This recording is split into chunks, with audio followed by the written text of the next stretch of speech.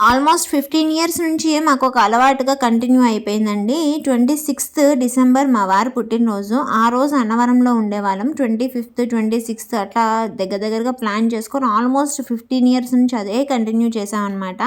అయితే ఇంతకుముందు మిషనరీ స్కూల్లో ఉండటం వల్ల పిల్లలు ఎటువంటి ఇబ్బంది ఉండేది కాదు. జాన్ 1 వరకు హాలిడేస్ ఉండేవి. సో ఈజీగా ఉండేది. ఇప్పుడు పిల్లలు పెద్దవాళ్ళు అయిపోయేసరికి హాలిడేస్ ఎత్తుక్కొని 25థ్‌ని అట్లా వెళ్ళాల్సి వస్తుంది. అయితే నిన్న ఇవాళ అక్కడే ఉన్నామన్నమాట.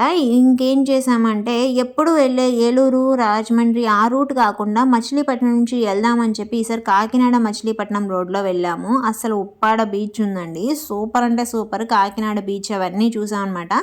మచిలీపట్నం నుంచి ఒక 15 కిలోమీటర్లు దాటిన కాడ నుంచి నాకు ఒకటి బాగా నచ్చిన విషయం ఏంటంటే వీళ్ళు బార్డర్స్ చెరువులు, చేపల చెరువులు అవి ఎక్కువ కదా అటు సైడ్.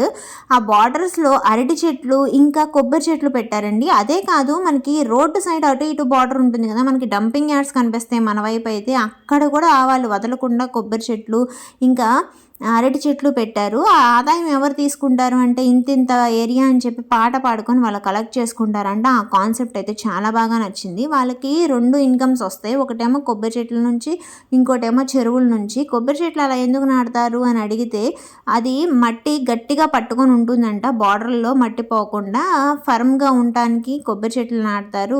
ఎప్పుడు ఆదాయం ఉండదు కనుక చెరువుల్లోంచి ఆ మధ్యలో కొబ్బరికాయల నుంచి ఆదాయం వస్తుందని చెప్పి చెప్పారన్నమాట. మొత్తానికి క్లైమేట్ అయితే చాలా చాలా కూల్గా ఉంది. కొంచెం మధ్యలో వర్షం పడింది కానీ ఎక్కడ ఇబ్బంది అయితే పడలేదు. ఫైనల్గా ఉప్పాడ బీచ్, కాకినాడ బీచ్లో ఎంజాయ్ చేసుకుంటా అన్నవరం అయితే నైట్కి చేరుకున్నామండి. Keep following.